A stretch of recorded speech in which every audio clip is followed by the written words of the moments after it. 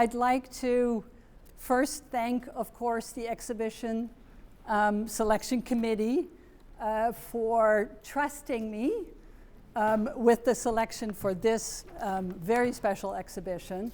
I always welcome an opportunity to learn from other fellow makers, and one way to do that is to be introduced to all of the submissions. What you're seeing here is not all that was submitted, so I actually want to say thank you to all of you. To not have your work done for critique is one thing, but not to show up for critique is a whole other matter, and it's not good. So it's kind of the same. I feel like if you want to learn, then these exhibition openings are really, really important. So I also want to thank Jean Ann for just trusting, again, that I will show up and do a good job. Jean Ann and I met about a year and a half ago. I had known about the 108 Contemporary for years. In fact, you looked it up. I did have a piece in a show here once, a long, long time ago. This is decades ago. So I've always wanted to see it. I think I've followed you, the center for so long, and I've known other people who've been here, and it's really just such a wonderful place. So I understand you were recognized with a special award. So I also wanted to say, well deserved. I think often we don't recognize the people who make things happen. The board of directors for sure, the sponsors of this exhibition, and Jen, you for organizing everything, and for actually you and your team. It's one thing to select work, it's another skill to arrange it thoughtfully. And I think you and your team have done a beautiful job. It really feels just right. When I walked in, I was in awe. I really was like, wow, this really kind of exceeds my expectations. It really looks beautiful. Of course, the space is beautiful too. As you mentioned, I have been in academia for way too long. But it is through the lens of an academic that I made my selections. And not that this is a critique like, in school. I do want to go around the gallery and explain how I selected the awards and what I based my criteria on. And again, it's very different than in school. When I looked at all of the submissions, my first thought is always like, what is truly a resolved work? What is a finished thought? When is something truly, when can it stand on its own, and when is it just something that you want to investigate, mesmerize on? And that's very different. In school, a critique, work doesn't have to be resolved. Work needs to show that you're learning, that you're moving forward, that you're taking chances. So a piece might fail, but it might be a pivotal piece, in somebody's development.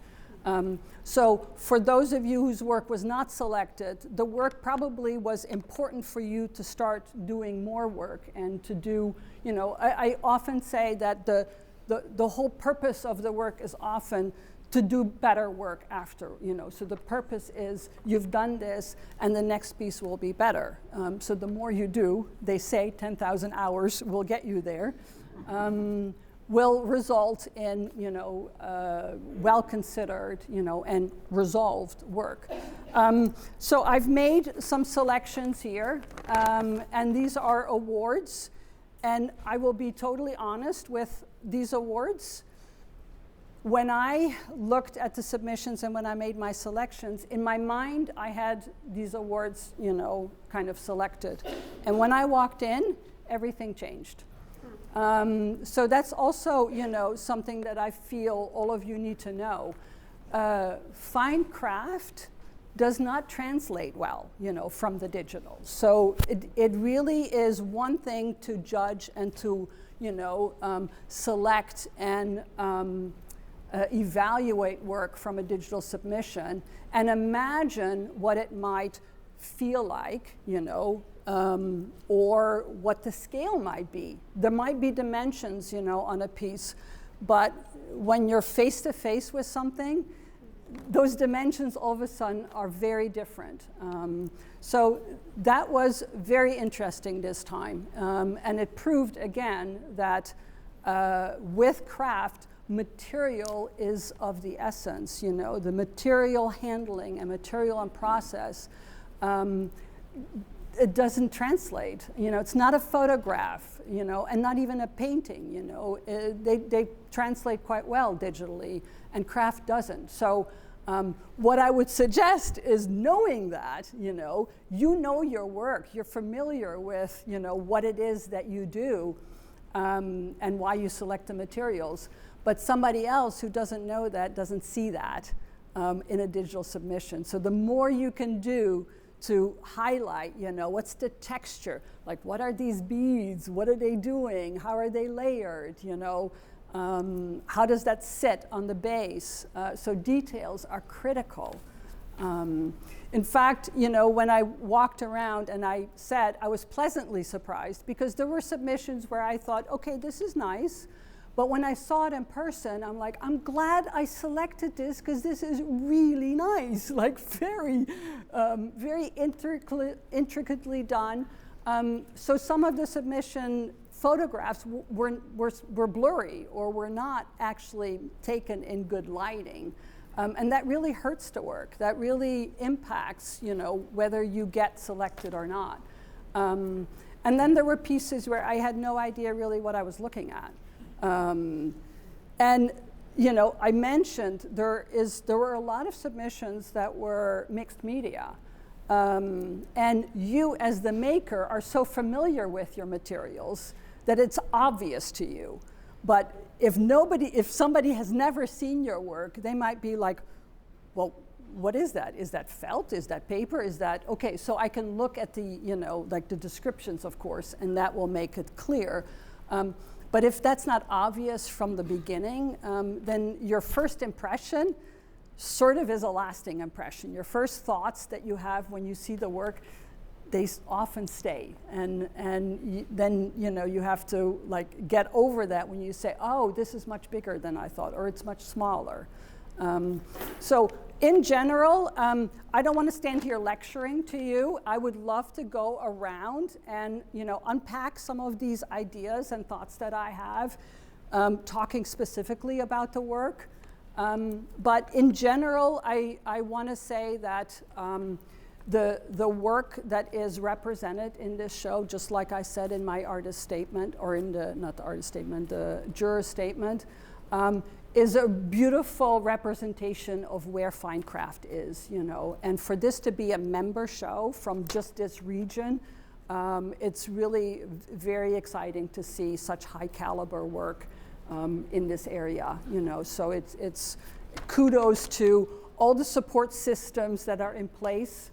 I understand that the woodworkers have a guild and that there's a glass foundry, you know, so those places where you do ceramics, where you get together, those places of community are extremely important. So just like 108 is the community of the members, I really feel that the work, you know, comes out of an area of support, you know, so that's really was wonderful to see. Now, Jean-Anne and Myra, we were talking before, you know, before I started talking here, about, you know, the difficulty in selecting work and not being able to include everything. I feel like all work submitted, you know, is deserving of recognition. Now, I based my selection very much on the fact that this is a fine craft show.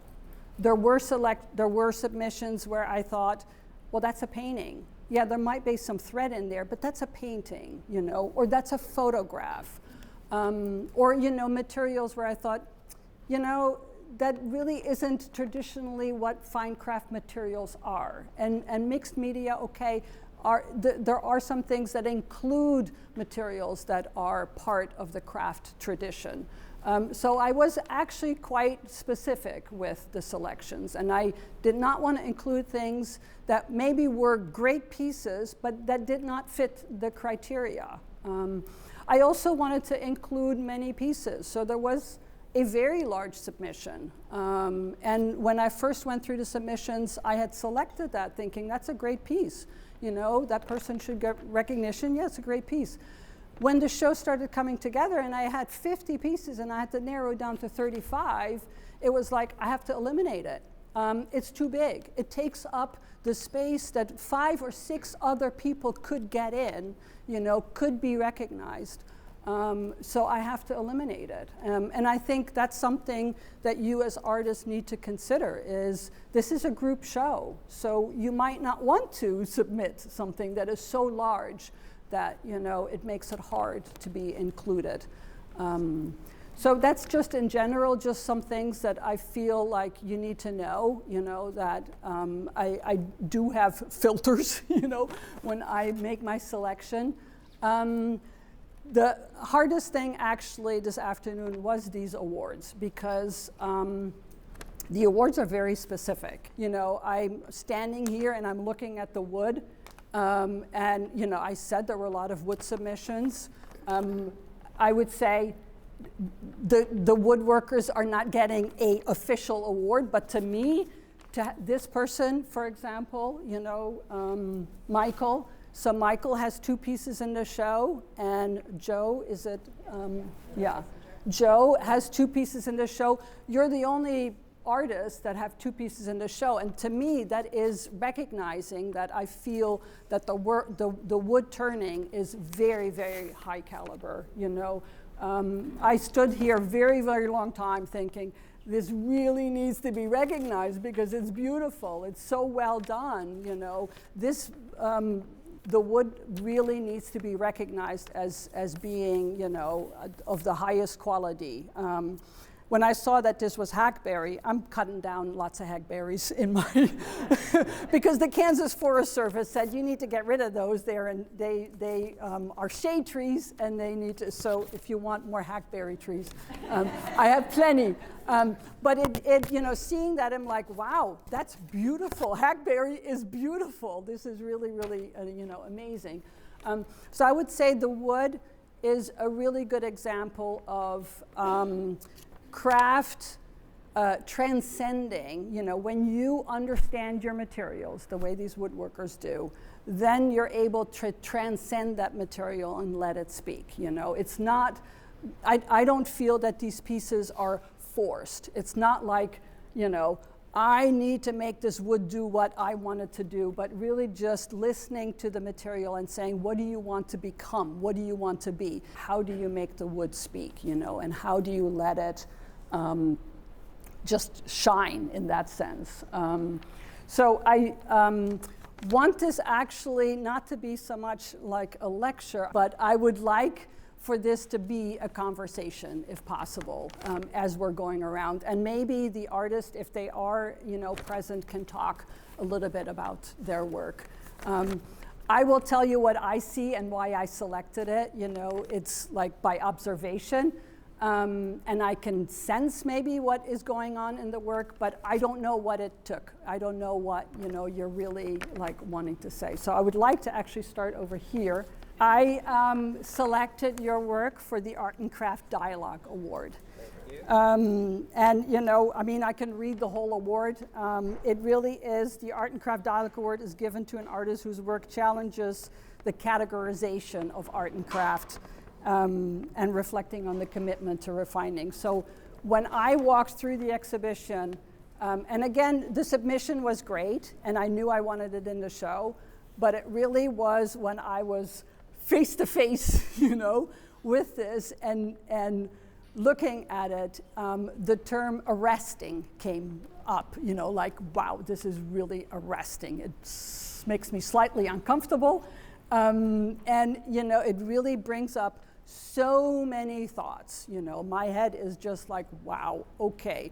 So many things that I can be thinking now, you know, and associating with this. But it, speaks to our humanity and, you know, where we are and what is going on. So I don't know if there's something you want to add to that. I love everything you said. I mean, everything. Yeah, I think you see it really well. I have a long history of tying nature and humans together just to show that relationship and how we rely on one another and the abuses we, you know, put forth on each other and how we degrade the environment and what that leaves legacy-wise, and so all that's wrapped up into this piece. Yeah. But everything you said, I wanted to bring you in. I wanted to freak you out. I want you to feel good about it. I want you to feel about it. Yeah. So. Okay. Well, that's what it's doing. So I don't know if there's any other reactions. You know. Great. I love it. Because it really is like, okay, what do I do now? You know. Well, again, you know, congratulations. It really is a marvelous piece, and really, I would say, provokes thought. So it's not just well crafted and well considered, but definitely makes you think. Yeah. All right.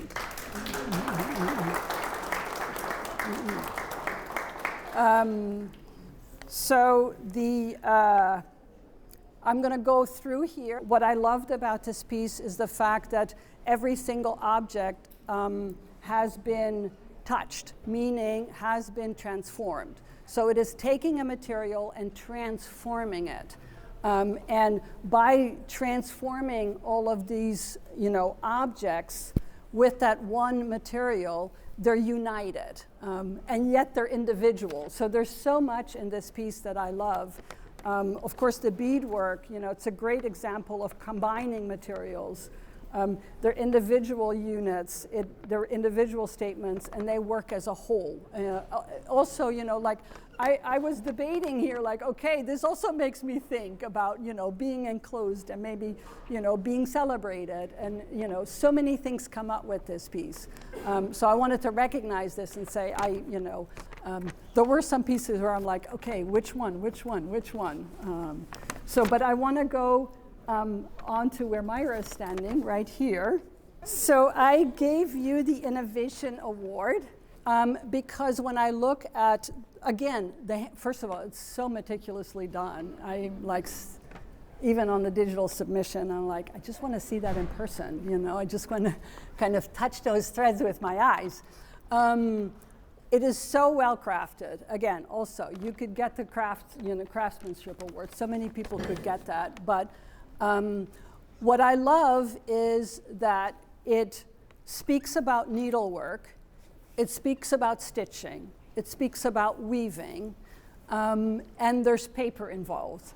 And it's not weaving, and it's not stitching, and it's not, you know, so it's not none of that traditionally, but it's all of that. So I find that it's a really interesting approach to all of these processes in a new way, you know, so I find it very inventive. I love the layering, the way, you know, you're taking us into a deeper space, the way you've arranged things. I also saw you have a bunch of things in the shop, which was nice to see those, because it's like, oh, you know, I've looked at this, I'm like, oh, you know, I have so many ideas. Like there's so many things that I would like to suggest. You need to take on weaving because, you know, there's color and weave techniques, and there's so many ways of organizing the over-under that could really, you know, be very interesting here. So I would hope that you do some of that, you know, in the future. But again, you know, I would say the paper, if this was handmade paper, I would say yes, that's a traditional craft, you know, material, and it's not. But that might be also something to explore. So again, you know, based on, you know, all of the categories that I could choose from, you know, I wanted to recognize that and say it's an inventive, you know, innovative way of approaching kind of traditional needlecraft. Yeah. So I don't know if you want to add something or. That's wonderful. Thank you so much. No, that's it.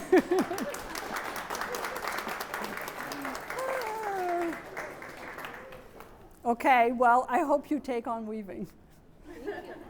You really should. That gives me. Because, you know, again, I think the more you're, not that you want to blur disciplines too much, but when you learn something new, you approach your own way of making in a different way, you know, and it just, you know, like could spark some new ideas. Anyway, all right. So I want to go on to the corner here. Jarrett, I gave you the Craftsmanship Award. And I said that I think a lot of people deserve that award. But when I look at this piece, I really see like a tour de force. Like, you know, how on earth did you do this?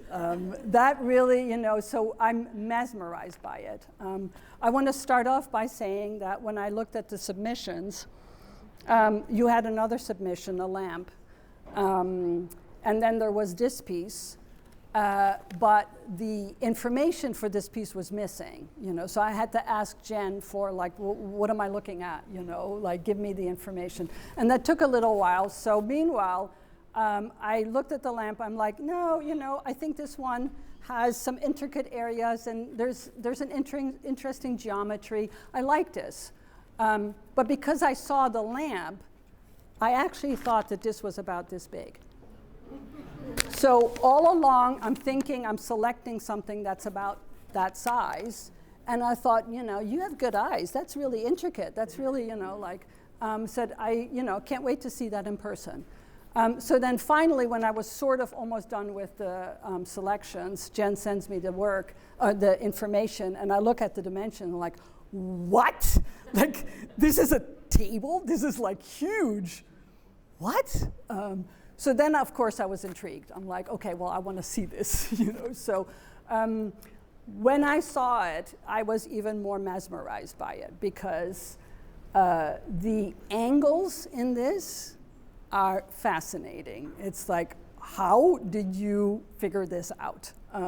Clearly, it is like, that's the challenge. Like, how do I do something that seems impossible or what, you know, and I'm like making this up, but you know, you can correct me if I'm wrong. But that's what I feel is like, all right, can I do this? Can I make this balance on one side on the wood and the other side on what I first thought was some sort of polymer.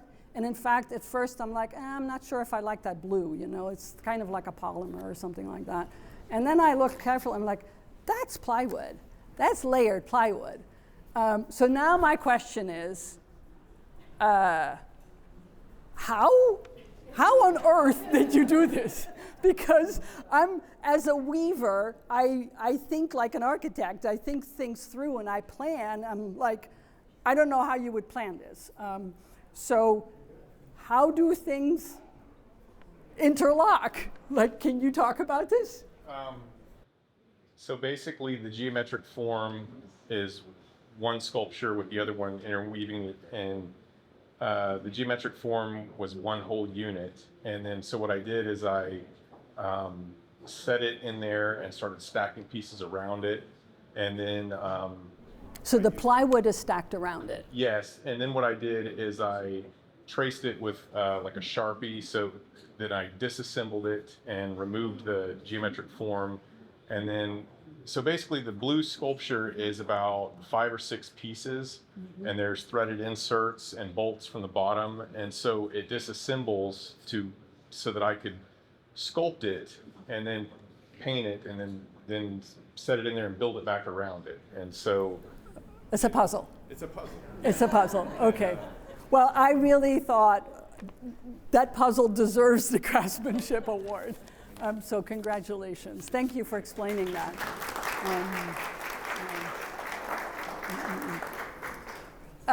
Well, you know, I can talk about every single piece because, you know, I've spent a lot of time with this work, looking at it, you know, of course, in the digital format and then here. You know, I actually love how Jen arranged this wall with the light in the middle and then the, you know, flanked by these 2 pieces. Again, as a fine craft show, I'm like, okay, I need a quilt, I need some jewelry, I need metal, you know, like I need glass, I need all these pieces in it.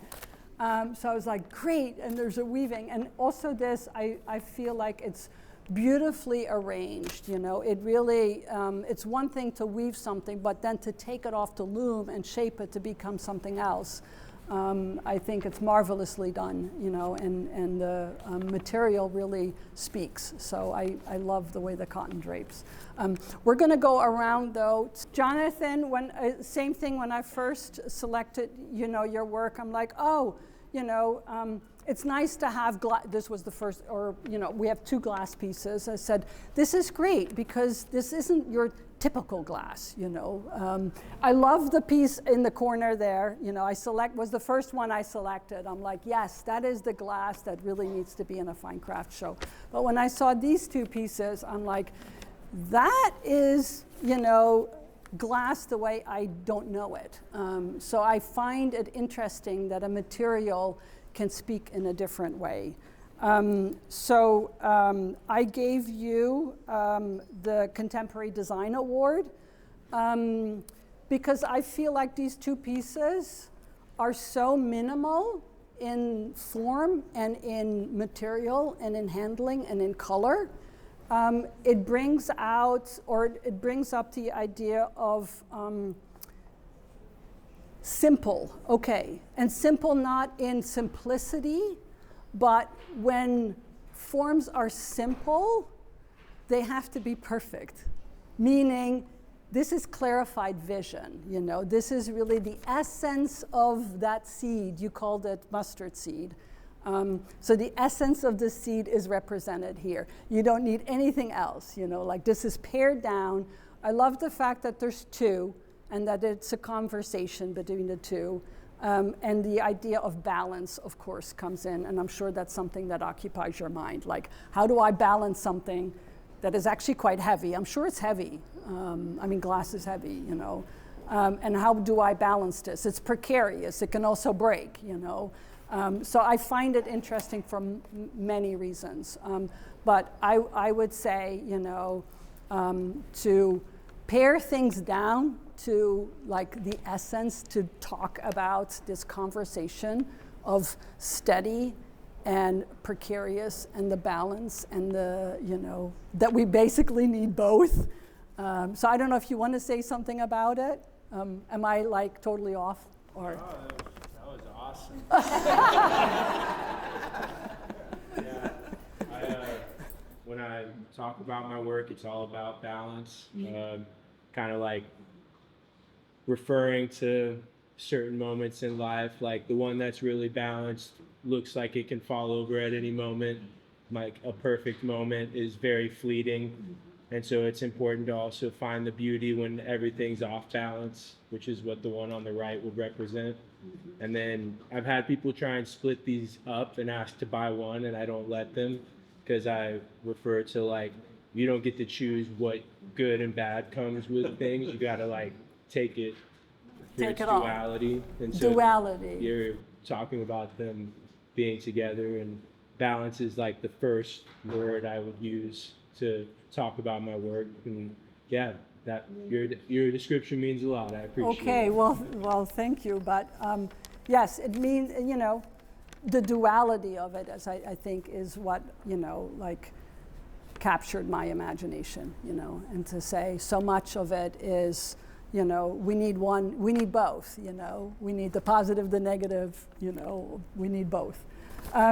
So I want to continue on to that area of the gallery. How on earth can you do something so meticulous? You know, like, I'm not patient. So when I see this, I'm like, wow, that is tremendous patience and so meticulous. So again, also, you know, could have given the Craftsmanship Award, but I wanted to recognize it and say that is really quite stunning in execution, you know, and control, you know, fine motor skills, and so absolutely phenomenal. So I actually want to go on to the corner here. As soon as I walked up and was just like magnetically drawn in, I saw all of the textures, I saw the glazes, I saw the forms. Everything about this piece to me is, I don't want to say perfect, but everything works. Everything is talking about balance, you know, things are balanced. You just want to sit here and be all zen and just take this in. I find it an extremely good example of fine craft. The handling of the material, again, the textures that are represented, the like juxtaposition of forms and textures, the transition from one piece into the other, and then creating this this form. I'm like in awe by this piece. And you know, I've thrown a pot on the wheel, so I know what that's like. But this I cannot imagine. You know, so to me, it is the pièce de résistance. I mean, it really is just really, really beautiful, and I find that it deserves, you know, like the Juror Choice Award. Meaning, it's my selection. Now, that is my personal choice, and again, like I said, I'm a weaver. I really wanted to select the weaving. But, you know, and we are subjective in how we select awards. But to me, this really just exemplifies what fine craft is. It is a wonderful combination of color, texture, form, juxtaposition of shapes. So it gets that award.